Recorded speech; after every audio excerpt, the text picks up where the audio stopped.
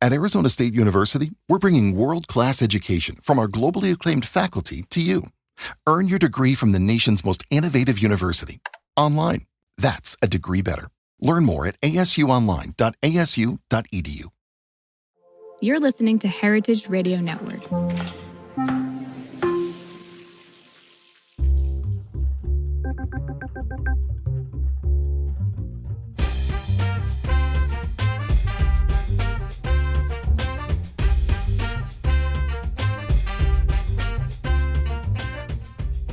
Hey, it's Sam Ben-Ruby, and this is The Wine List. The Wine List is a new fast-paced podcast featuring the best-in-class wine guests. Each week, I will ask our guests 5 questions about their current wine and food preferences. The same 5 questions I've asked everyone from day one on The Grape Nation. Get ready for the most diverse and interesting recommendations to try now. We'll also find out what's going on in our guests' world. This week, we talked to Lucie Pereyre. Did I get that right? No. Give it to me. Pereyre. Pereyre, de Nonancourt, 4th generation family member of the House of Laurent Perrier Champagne. Okay, Lucie, let's get right into it. Let's get right into the wine list. But first, I think we should taste some champagne while we talk. So let's start with the Laurent Perrier Heritage, which Caroline was kind enough to pour in a glass. This is a unique champagne, and I want you to explain why. So, hello, Sam, first of all. Welcome. I'm very glad to be here with you today in New York with a jet lag.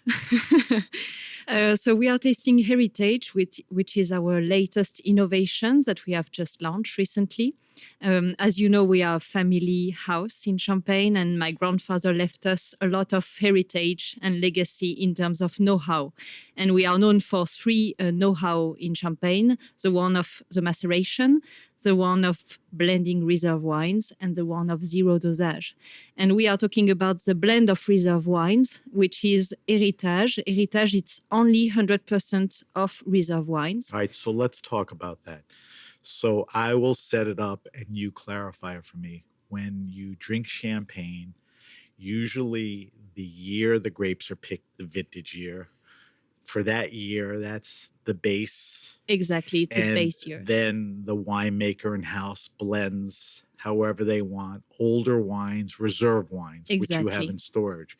So this is a reserve only wine only. Exactly. Now, is anyone else doing this? No, we are the first one to do it. So how long has this been in the plans, and whose idea was it? It was the previous cellar master, Michel Fauconnet, who has Right. been the cellar master for many, many years at Laurent Perrier.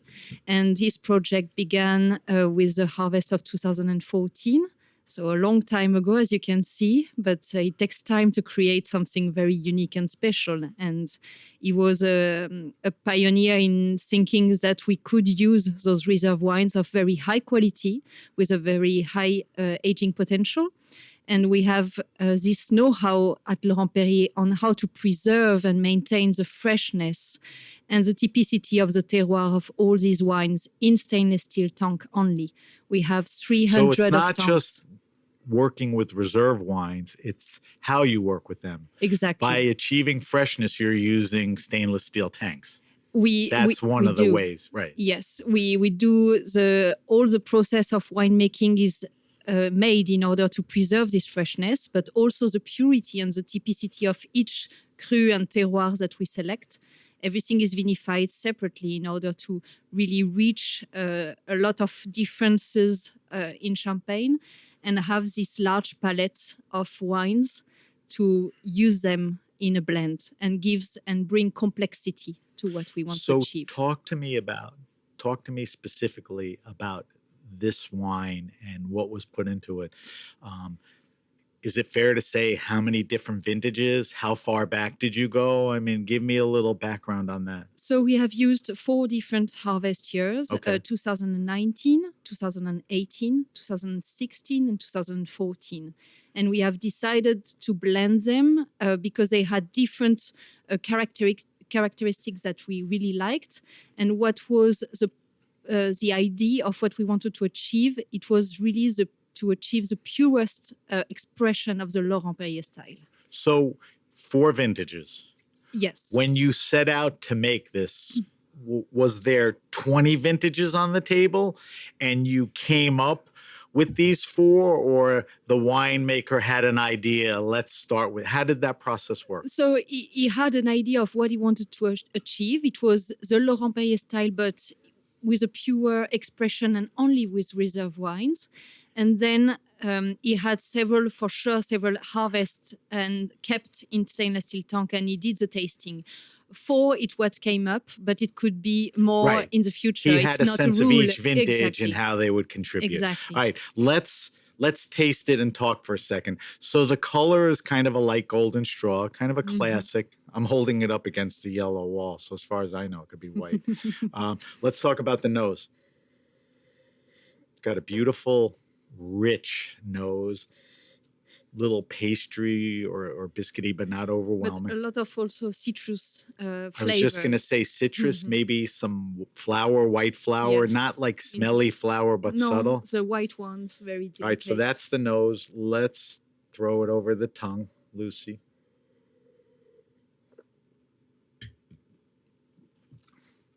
It's 10 in the morning. Lucie and I are drinking. Except Lucie's spitting and I'm swallowing, but she has a busier day than me. Whole day. All right, so beautiful bubbles, carbonation, similar on the palate. You pick up that citrus, that white flour, maybe some other fruits. It's not mouth coating, but it's mouth filling. But you have, even if it's light and not too heavy in terms of style, you really get a lot of depth into the wines. A lot of depth, and it lingers. Exactly. It's beautiful. And it lasts. It really is. It's beautiful. As a nerd, I would love to taste each vintage year and see, but they did a great job picking them out. All right, so we're going to taste and talk a little more, but we're getting into the wine list now. You ready? Yes. I stalled enough. So the question to you, Lucie, is what do you drink? And this is the champagne version. There'll be a lot more champagne answers to this than our normal one. And as always, or since we did the first show, there's a few twists and extra questions or whatever. So what are you drinking now? When you're not drinking champagne, which is a preference and priority, when you're not doing it for work, what other stuff are you imbibing? So it depends on the time and the season. All right, so we're going from warmer to cooler. Tell me where that takes you. So when it's warm and in summertime, I usually go for beer, actually, because I like the freshness and the light bubbles and sparkling. But do you find yourself drinking the same beers, or you like to experiment? Alors, I like a lot Spanish beer. Okay. Now, the big thing in the U.S. is IPAs. They taste like grapefruits and lemons. No, it's what not are my you drinking? style. No, so I like the more toasty style. Okay. When it's a beer that has more... particular one you'd recommend? Yes, I love Estrella Damm. Estrella? Yes, Estrella? Estrella Damm. Okay. Damm. Okay, Estrella Damm. I think first time anyone ever said it. Okay. All right, we're moving into a little cooler weather. Does that change? Yes, it changes. When it's when it's cooler, I will go, if I don't drink champagne, I will go for reds. What types? I love old aged ones. So I don't like too fruity style. The aging kind of tones the fruit I down like a the little. aging, yes. All right, so what? So what kind of region? I've had the chance to have a father who introduced me to old Bordeaux from the 80s. Very so cool. I was very lucky to taste that. 82 and it just on was a my tremendous, palate. decade of wines. I know. So I'm a bit spoiled. And then I had a lot of good experience in Barolo, Barbaresco aged ones. And I discovered when I was living in Spain for 5 years, Rioja and Ribera. You like bigger wines. So I like that, Barolo yes. is the more restrained, but it's still a very, intense wine. Are you still drinking those? Yes, I do. Okay. Yes. Do you drink other people's champagne? Yes, of course. Okay. Do you When I drink have it the more occasion. for work or because you just like the diversity? So A little of sometimes, both. it depends. Or you have the chance to be on the market with other producers, and you get the chance to taste what they do, and that's really nice for So us it's because research and it's not always research. For me, it's sometimes conviviality and learning how different is champagne and what are all our different styles, and that's very interesting for me. And also sometimes when you are in Champagne at harvest time, you have small producers that you visit during harvest that just open their bottles for you, and that's really very nice too. cool. In a couple of sentences or less, I don't want you to dwell on this.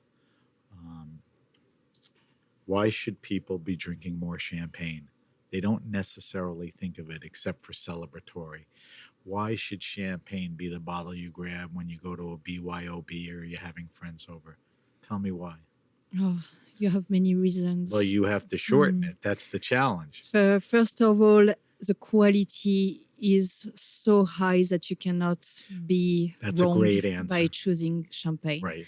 Secondly, it's very versatile in terms of when to drink it. So you could drink it in the morning or in the afternoon or at dinner. You could have it at the aperitif, along the meal or dessert. There's a diversity There's of use. a diversity that really That's a great point too. help everyone.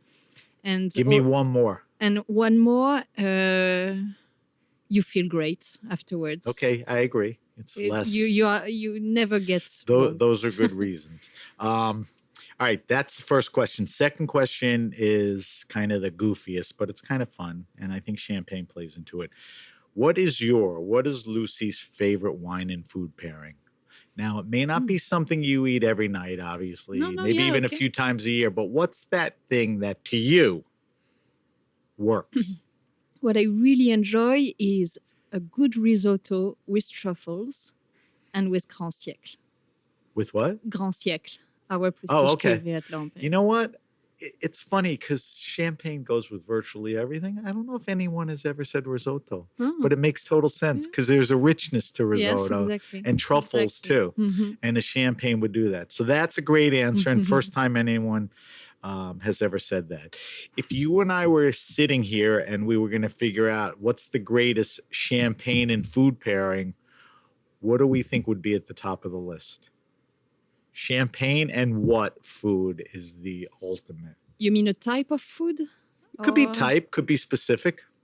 I like, because I said risotto, I like the Italian food with champagne. Okay, that's interesting. I don't think, it's not that I don't think. I mean, in all the years I've been doing this, it's never been a lot of champagne and Italian food. What is your usual answer? Well, there's a lot of interesting answers. I don't let people say oysters because that's classic. Yes. Pizza has come up, fried chicken, fried foods, potato chips and caviar, all that type of stuff. But to your point, Italian does work well. Yes, and it does work well a lot. So that's interesting. I didn't mention we post your answers on our social media. The whole idea of doing this is to turn people on to good ideas. All right, third question. We discussed this off air, so don't toil over it. Because you're in the business, because, wine, champagne is important, food is important. We ask people what their favorite restaurant and or wine bar is. Now, you're pretty much entrenched in Champagne. So let's start with a couple of suggestions that in Champagne. Great selection, great people, great vibe, great environment. You just go there and you feel no pretensions. Okay. And then if there's anywhere else in your travels outside, whether it's Paris, New York. So give me a few places. So in Champagne, to have two different kinds of style, you have Sacré Burger that I really enjoy because it's a lot of young people, conviviality. Wait, say that again. You may have to... Sacré Burger. S-A-C-R-E? Yes. Burger? Burger. Like hamburger? Yeah, because you eat burger with a good wine list of champagne. It's affordable to everyone. Very well, nice hamburgers and atmosphere. champagne are good, right? Yes. Okay, so Sacre Burger. Yes, exactly. Is it kind of a newer, hipper? Yes, exactly. It's not one of these old. No, Okay. it's nice. Well, I'm It's glad friendly. you said that, and I suspect because you are younger, Mhm. that you would find a place like that. So Sacre Burger. So that would be a place when you want just to have a fun and a good time. And for on the other way one, you have L'Assiette Champenoise, which is a 3 stars legendary. Michelin, legendary. The Also food, the family, wine list. family restaurant. And the chef Arnaud Lallemand is very nice, and he will always come to your table to say hi. And they have a beautiful wine list, and we are very happy to go there. He comes to New York every now and then to do Yes, like wine yeah. festivals or events. So it's, we get an Very opportunity. nice person. I haven't been there. Are there any pretensions to the place? It's not like stuffy, fancy, is it? I mean, I know it's high cuisine, but when you walk in there, No, it's very warm It is. and cozy. Okay. So the atmosphere is nice. And also you have L'Écrière, which is a beautiful place with one of the best wine lists in Champagne, I think. And you have both kind of restaurants inside. So if you want something casual, you have Les Jardins. And Right. if you want something more gastronomic, you have Le Parc. right, And which is like yes. even in New York, But it's Le Bernardine has the bar, Yes. and even Aldo has his own separate wine bar. Exactly. All right. So can you, I don't want to put you on the spot, but can you think of any other places So, that for come to example, mind? here in New York, Sure. I would um, love your take on New York. we enjoyed a lot last time when we go to Cocodac. Yes. Well, that's a which is champagne nice. haven. Yes, exactly. Victoria has done a good job. Yes. And, And the last, food is cool. And it's my fried chicken and champagne thing. yes, exactly.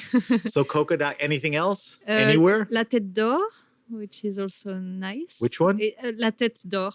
Is that Yeah. Danielle's Steakhouse? Yes, exactly. Okay. Exactly. Which has a nice design and very new way of doing it. He's been on a tear. He's been, it's crazy how many places he's opened, but every Yes, one of them is terrific. completely. He Yes, really is yes. a perfectionist that way. Can you tell me, and maybe it's more than one answer, what the best champagne list is in the world at a restaurant? What is the best champagne? Who has the list? best list? Now, I'm not saying this is the answer, but Cocodac has as much champagne or more than anyone because that's their mission. I think L'Écrière has a big Okay, one. in Champagne. Champagne. Yes. Okay. I think they have a very, very broad selection. So intentionally, because they're there, they want to make sure that they think so. support. Yes. They have a large And list. they also have a lot of old vintages. And So the yes, range is the range is- grower to Yes, old. exactly, They make it exactly. their business not to be completely. in one yes. spot. All right, that's a good one. All right, fourth question. You're doing well. You're not dwelling. You have good answers. You're quick. All right, the fourth answer is favorite all-time wine. When I initially asked the question, I wanted to know the rarest, most expensive wine you ever drank. I don't care about that anymore. I want to know about the wine to this day has had the most profound effect on you.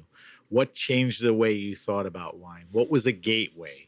Maybe it was with, your mom or, it wasn't the best wine, but do you have a wine Yes, or two? I do. I do. Definitely. Let me hear. The first answer that came to my mind is Grand Siècle Les Réserves, number 17, that we have launched for the bicentenary of the house in 2012. Okay, so that's about 13 years Yes. old, but it came out. It came out. The vintage was 12, but it came out whenever, 2-3 years later. It came, yeah, exactly. 10 years ago, let's say. Yes. And it Why was very that? special because we have found some old Grand Siècle undisgorged into the personal reserve of my grandfather. This was before the whole heritage thing and everything? It was a special moment because he passed away just 2 years before that. My mother and my aunt wanted to pay him tribute for his work.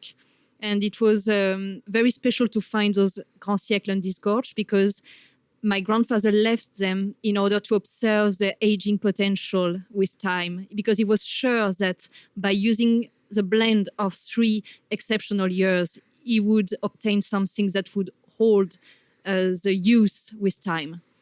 So the story is off the charts. Mhm. Let's talk about the wine. You just talked about, what he did to make sure. What was so outstanding, or I mean, what made you go, oh my God? What was outstanding is that in one wine, I would have in real balance the three categories of aromatics that you are looking for: primary, secondary, and tertiary, but balance between each other. It's not just the Wait, on tertiary the aromatics, overwhelming. there's 3 levels? Yes, you have the 3 levels of What, aromatics. just for Gather- curiosity, the tertiary aromatic is what? It would be much more on, coffee, toastiness, Okay. mocha, So is there, almonds. in those 3 categories, there's lists of things? Yes. Like coffee is in the tertiary. Yes, exactly. Give me the prime example of the primary. Primary, it would be lemon, Citrus, whatever. citrus, Okay. white flowers. Pastry or whatever. Biscuit. Yes, that would be more on the secondary side. Okay. Yes. So I get that, and that helps our. All right. So why else was it outstanding? The freshness. The But freshness that's that drove the a wine. house mantra. I know, Right? but to have this freshness that is driving the wine, and then you have this large layer of complexity of aromatic that was really impressive. And for the first time, I tasted a Grand Siècle that has more age than ever before. And I was really amazed by this complexity. I would have never thought I would drink a champagne like that. When did you taste that? Was that about 10 years ago? Yes, actually, yes. Were you legal drinking age then? Yes. Because that was kind of I know early, I look young, but not that. but early on in your life. So that's a good one. I mean, I like that because there's a great story and it seemingly sounds like a terrific wine, champagne. All right. So we'll leave it at that. Again, I said I will post everything. All right. The last question, this is a tough one for you, but I'm going to try to figure out how to do it. The question is, recommend to me the best wine you could buy retail, US dollars, for $15, $20, $22. So you're here, you're going to a friend's house for dinner. You're picking up some wine, but you can't spend more than $25. What would you pick for a red and a white? Now, I could probe you a little. Like Muscadet is a well-made wine from the right maker, and it's relatively inexpensive. So that's the first question. The second question is I want to ask you the best value for champagne. But think about the first question. What are great value wines? I think I would go for Spanish wines. Okay, I because agree. they're not that high in terms of pricing, but No. the quality is definitely here. When It you just, say that, what are you thinking? for example, I'm thinking about the region of Bierzo Okay, I agree. because fruity style, so you cannot miss. Bierzo, Bierzo. You cannot miss your friends with this one. Bright That's acidity. the whole point. What's Exactly. the best value for the price? And that's super interesting. So Bierzo, hey, you're pretty good at this. I think Caroline prompted you a little, but that's okay. Tell me about, so the Bierzos are red, right? Yes. So tell me about a white. Whites are usually easier. White, I would go maybe for Albarino then. In Portugal or Spain? No, or? Spain, Okay. Galicia. Yeah. Agree. Yeah. Agree. Now, champagne was never known to be inexpensive. That doesn't mean there's not values there. Let's talk about 2 things. Where's the best value in champagne? Now, I don't want you to get out of your comfort zone. Within the Laurent Perrier, if somebody said, I like this story, but I don't have a lot of money, what's the champagne I should be buying for the I best think value? you don't have to think too much. It's the Brut, our La Cuvée, Okay. because we have put a lot of quality into it, and it's the entry level anyway. But Okay. you have already 4 years of aging on lees, a very good selection of more than 100 cru in order to reach this style of Laurent Perrier, which is about freshness, purity, and elegance. And you have a very good value with that. You cannot get wrong with it. Well, I figured and knew within there, there's, I wouldn't say it's the entry level or whatever, but it's the least expensive, best value. And you talked about the quality. So, Mhm. so it's all there. I'm not going to put you on the spot and say, what's a good value and others. Talk to me about sparkling wine outside of champagne. Do you have time to taste that? Is that important to you, or really your world is so consumed? No, alors, if I have the occasion, I will try it because I think it's always good to be open-minded to what's Is there going any on. region that you We admire? have tasted a lot of UK sparkling wine because Okay. they are quite In the last probably yes. decade, they've come have to. risen. And in your mind, are they good? So we did a blind tasting actually with ours in the middle to see Okay. and compare with Uh-oh. the brut entry level. They kind of held their own. And blind, I recognize mine for sure. I would think so. I think the complexity is not there yet, but it's coming. Huh? It's coming, and you have very good quality anyway. But I can recognize champagne.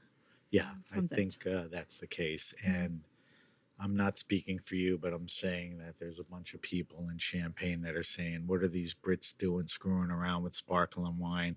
This is our game. Now get out of here."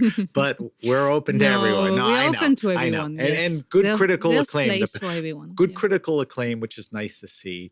But obviously, there's easy ways to differentiate. You would know Prosecco in your champagne in 4 seconds, even if it was the best bottling. All right. So that was Lucie's wine list. Terrific job. We will post your answers. And again, I remind you and our listeners, these are all suggestions from the experts. Go out and try them. All right. All right. So let's see what's going on in your world. Here's a chance to talk a little about you and a little about the house of Laurent Pereyre. So the house dates back to the early 1800s. Your family, I guess, direct lineage jumped in the late 30s, 1930s? 1939. 39, late 30s. You mentioned earlier family, but it's still a family-owned independent. Yes. It's not owned by some big insurance company or some big luxury brand, which is very cool. And you mentioned this word probably 7 times, but it's worth noting that it's a house known for freshness, which is a trademark, elegance, and purity. And I think I read this, and I want you to talk about it for a second. You kind of position it as a food champagne. Is that accurate? Yes. Like, don't forget the food when you're drinking that. Yes, because why?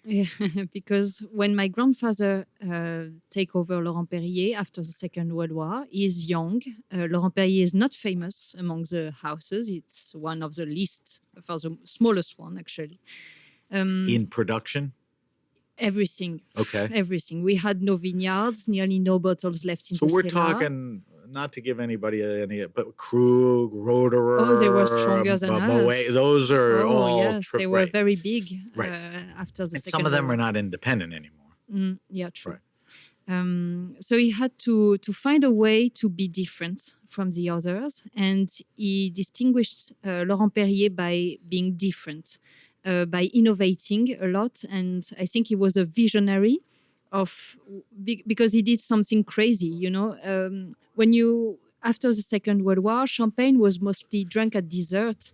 It was sweet, it was oxidized, vinified in oak only, and very Pinot Noir oriented. So you referred to your grandfather innovated a lot of that stuff years ago?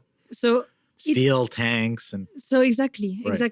Innovated a lot by choosing to bring stainless steel tank for the first time in Champagne, reducing the dosage because he wanted a wine suitable for the aperitif and with the gastronomy. Right. He liked food. He thought that champagne should be on the table with food. It was almost like people think of Riesling as sweet and aperitif or after. You don't want to be put in that box. But then there's other Rieslings. There's not other champagnes, but now there's brewed and, non-dosage and all that. So that makes it compatible with food, which, I think is important because I think wine and food. Let's talk about you a little. Your mom, Alexandra, brought you in 2019. We're going on 6 years. I'm just curious what you were doing right before that. And was it obvious to you that it was a matter of time to go into the family business? Mm. So what were you doing before? So I had a very wise mother because she always let me the choice to choose my own way. So I began to study psychology because I Nobody wanted ever to. says I had a wise dad, because it's just guys, and I know, but I just don't but know it's what's a going woman on. business now. well, yeah. I mean, Sorry. and women have an instinct, that. So she gave you the space to let you. Yes, to grow and to find my own way. So I began with something completely different. But on my way, I just discovered my passion for wine that I didn't thought I had. So I began It to kind of study it. came out and grew. Yes. When was that? During a tasting in the US, actually, in Miami. What year about? 2013. Okay, or so something early like in that, the so 14, decade, yeah. because 5 years later you go in.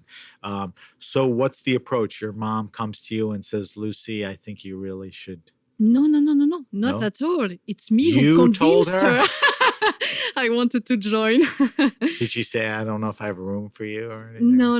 She was happy. No, I studied wine. I worked in a Spanish Rioja bodega. You tried to get as winery. much. Exactly, experience. Right. And then I was ready and I said to her, okay, I want to join now Laurent Pereyre. If I want to work for a wine company, it will be mine. So I want to join. So I told you offline, I adore champagne. So I'll do as many shows on champagne as I can. I have always supported, and it sounds kind of base now, women in wine. I mean, when I did the podcast 10 years ago, women were struggling. Champagne, there's been a lot of notable women going back. And I love a generational story. And the wine industry, the generations are changing. What do you want to do? I mean, what do you see yourself doing? I know that you've been put in different things, sales, marketing. You're working with a winemaker. Today, if you could choose where you'd like to be, what is it? Or what are you grooming yourself for? Or you don't know. But you got to be able to tell me what you'd like to do. I think I really want to stick with the vision for Laurent Pereyre to grow and to be one of the most renowned champagne house for its quality and its know-how. So I like that answer, but you didn't answer the question. So I'm going to prompt you. Do you want to do that on the business side, or do you want to do it on the creative side where you learn winemaking and you're part of that group or committee where do you see? I love both. So it's complicated to choose one or the other. But what I know is that I also want to be part of the whole champagne, also to promote champagne also and the educate. The bigger picture, because it's not all it's about us, but it's also about the region, and we need to grow all together. As much as the region has recognition, it could always, people could always find out more, and they could always use ambassadors. All right, so we're going to have to check back to you and see what you wind up doing, okay? Do you have a curiosity to make wine, or it's too early to say? No, I do have too, but I think I would not be... I could not be all the time only in the winery. Okay. I also like to be in the vineyards. I also like to be on the market. Right. I like to be in different places at the same time. Well, smaller wineries are forced to do all of that. Yeah, exactly. The principals have to come to the United States and sell. They have to go out with their vineyard managers and they have to oversee, so it's a continuity. That'll be interesting. I want to talk to you about a few things about champagne in general and Laurent Pereyre. I want to get your take on it. Have these tariffs that the U.S. is imposing had any effect on what you're doing right now? We have very good sales now in the US. Actually, they are performing very well.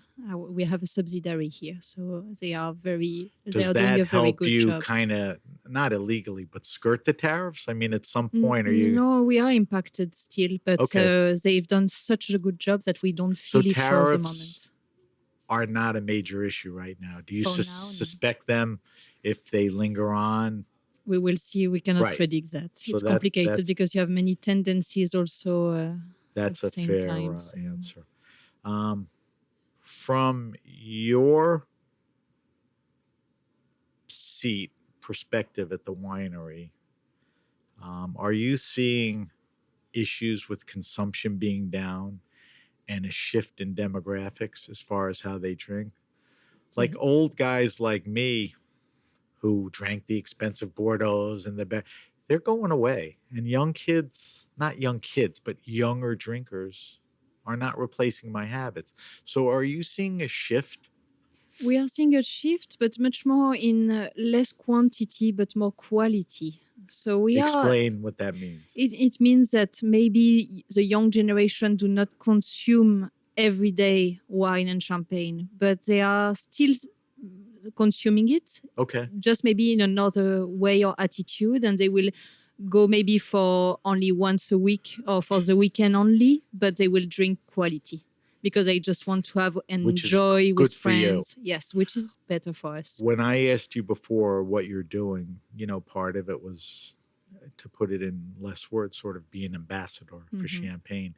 Is part of that drive to talk to that audience because that's where it's going? I mean, do you recognize that? Yes, I think it's a lot about education. If we educate people on why champagne is expensive because of all the hard work we put behind, a lot of selection, a lot of precision, time, patience.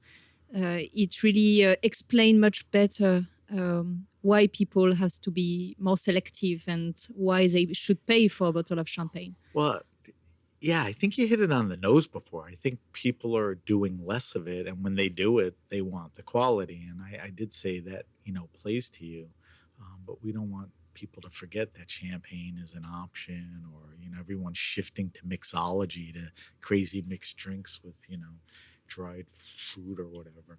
All right, so we're gonna taste. What I like about this interview is it's kind of a talk, tasting, wine list thing. My last guest was a restaurateur, so we talked more about. We didn't do food tasting. This, we're doing a wine tasting. So we're with Lucie, and we're trying the second wine, the Grand Siècle iteration number 26, right? Yes. So tell me a little about this. A couple things. When was this released? It's different than Heritage. You tell me about, this. Okay, I have to talk a little about that because it was an innovation of my grandfather, again, back in the 50s.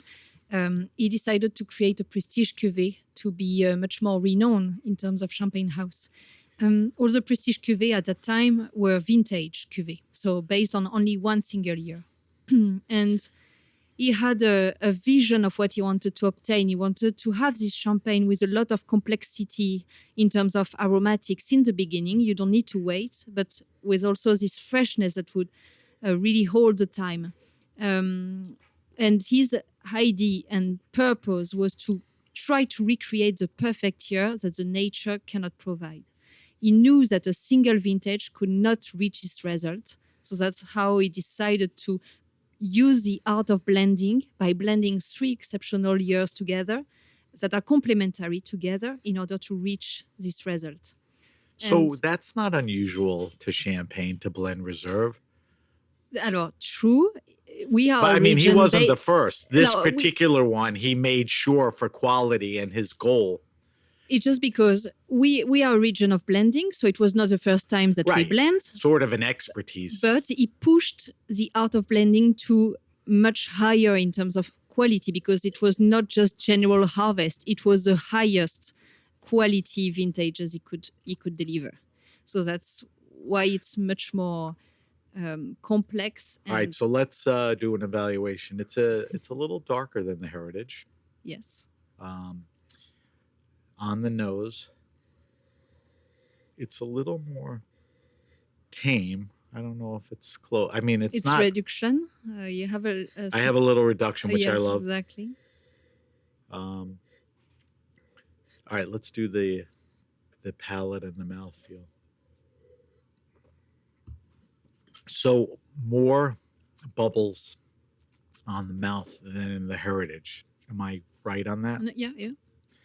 And But very refined. I was just going to say more refined and restrained, but it's all there. It's just not overly citrus. No. The citrus is there. It's integrated. Right. At a level that's, not in your face. And very, I hate to use this word, but, very, the mouthfeel is very clean and refreshing in that sense, which again makes it a great food wine. What I like with Grand Siècle is that you have this attack, which is very much on the citrus notes, beautiful acidity. And the acidity then is it great. just opens we up haven't in your talked palate. about acidity, but the acidity is important to me, to food wines, and to make a wine stand out. And the acidity is perfect on that. But then on the palate, it just opens up with a lot of layers of aromas, giving a lot of depth and complexity. And then it goes back to this end, which is on the citrus notes too, with a lot of freshness that just give you the envy to go back to it. All right, we have about 5 minutes left, and we need to talk about a few more things and taste one more wine. So I don't want you to pause too much. There's something that's not unique to you, but comes up a lot, and it's important, and I have no idea how to describe it. It's savoir-faire. What is that? It's the know-how. The translation would be the know-how. Of what we do. Everything you've been talking about, the blending. Of our expertise on how do we do the fermentation, which yeast we use, So it's savoir-faire, but it's the savoir-faire of the Laurent Pereyre house, yes, your way. Exactly. Okay. Exactly. All right. I'm always curious about this, and it's very important to me, and I don't want you to sugarcoat this or lie to me. You own a bunch of vineyards and you contract, a lot of grapes. Yes. Champagne is not the easiest place to grow grapes. Not this dry, windy, up in the sun place or whatever. Tell me about farming practices that you demand of contractors or your own property. I mean, straight out. I mean, are you organic? You're not certified, but what are you doing there? So we own 10% of our vineyard, which represent 150 hectares. And we have both certification of sustainability that exists. So HVE and VDC, which are... So help me with this, because sustainability is wonderful and it's important, and there's different levels. I think you have at least 2 certifications. How much does that play into how you farm? I mean, are you doing less treatments because of that? Yes. Or you're treating because the weather sucks and you have to? No, it gives you a list of things that you have to respect, and trust me, it's a lot of things that you need to respect to enter into those certifications. And then with all the contracts that we have, we cannot force them to do anything. But you pick them because they're more in line with your thinking. Exactly. We do contract with them, asking them to move forward with the certification. And usually they comply. Of course, because the whole region is in this purpose of making it much more sustainable anyway. So everyone has to move forward for the future. Because the question is, let's say you have a house by the 10% of the vineyards you own. You want your kid running through the vineyard, touching the vines and maybe picking a grape and eating it if it's overly treated? I mean, you don't want that. I don't want to drink that kind of wine. No, so you're comfortable with all the sustainability and the farming practices? We do our best. I know we can go still ahead and do even more in the future. And I think climate change will also help a lot with that, probably. For now, it's What's the effects of climate change? Later bloom, earlier harvest? It changed a lot from one year to the other. Already? Before in the past, it was much more seasonal and people were expecting more or less the changes. Now it's unexpected all year long. So we have to be reactive and very...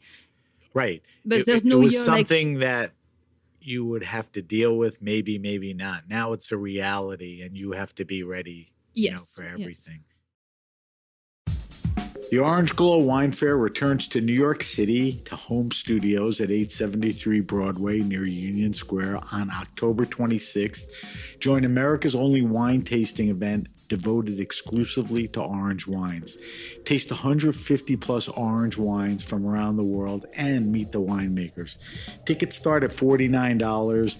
Visit www.orangegloufair.com. That's orangegluefair.com, and follow Orange Glue on Instagram at orangeglue_fair for more information.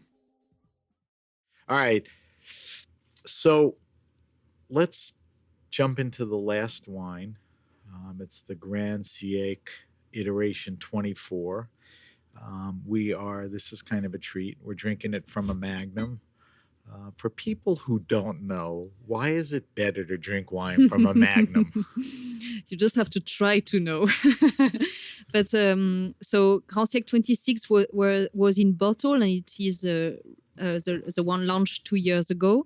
And 24 in Magnum has just been launched now. We have a delay. Is it only Magnum or both? It's the bottle of 24 was launched in 2019. Okay. We have waited for the Magnum much longer for the aging time on lees, because with the bigger format, we need more time to reach the complexity we want to reach in terms of aromatic. So that's what I'm trying to get to. When you say bigger format, it's a bigger vessel.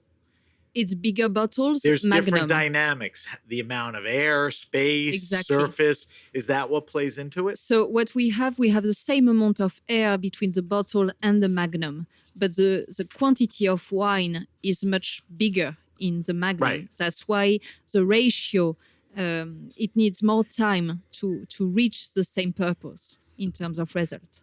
All right, so let's get into this. I already took a sniff, and it's a totally different nose. Yeah, of I course. suck at descriptors, whether it's on the nose or the palate. So I put this up to the nose. You have 15 years of aging on So the lees. I always get confused with oxidation and reduction. Is there either one there?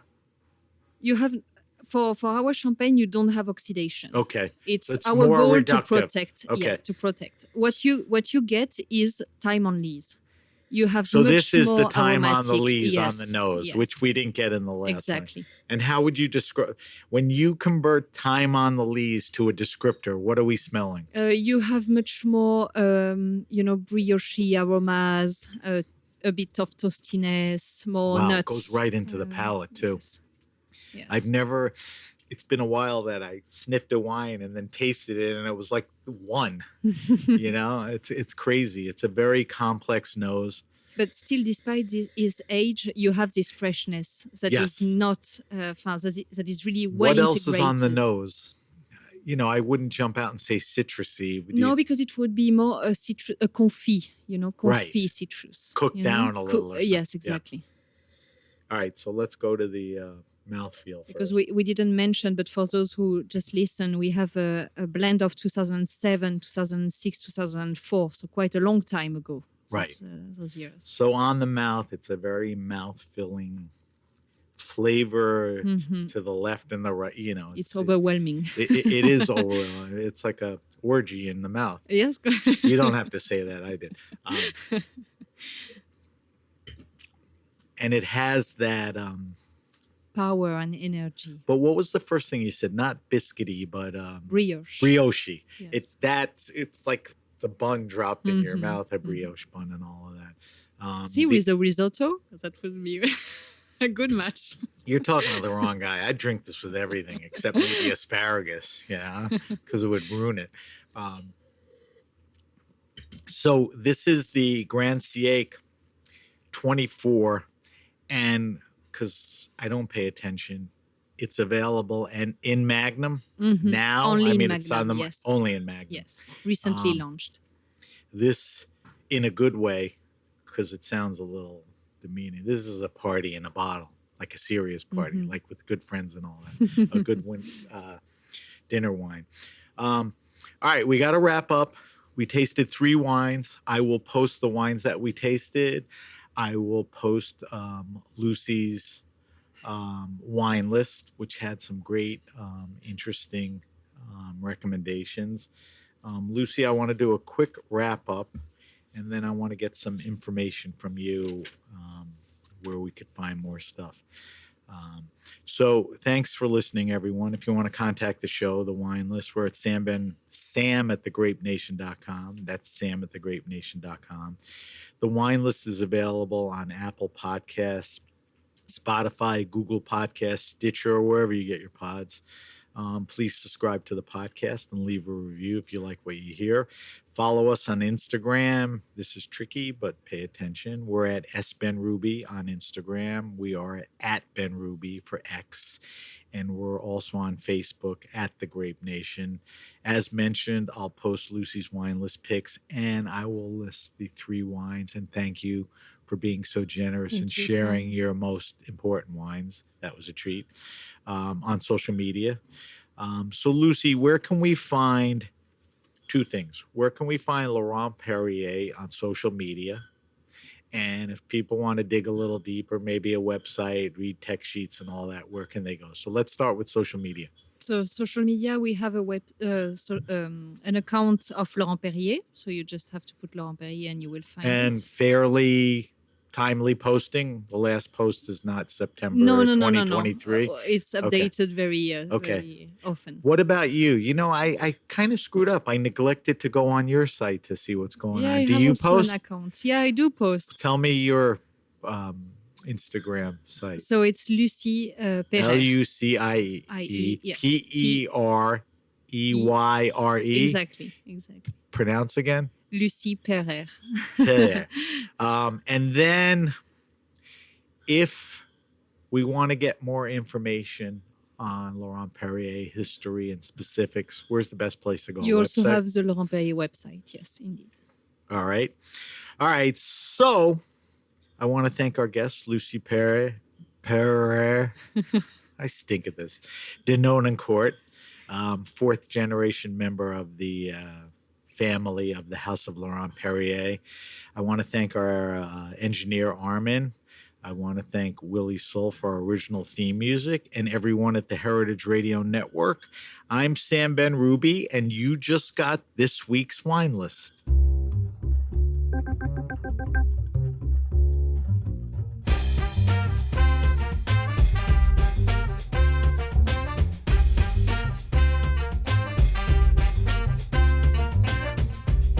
Thanks for listening to Heritage Radio Network, food radio supported by you. Keep in touch at heritageradionetwork.org/subscribe.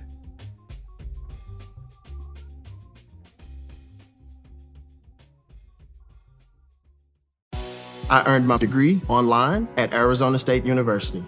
I chose to get my degree at ASU because I knew that I'd get a quality education, they were recognized for excellence, and that I would be prepared for the workforce upon graduating. To be associated with ASU, both as a student and alum, it makes me extremely proud, and having experienced the program, I know now that I'm set up for success. Learn more at asuonline.asu.edu.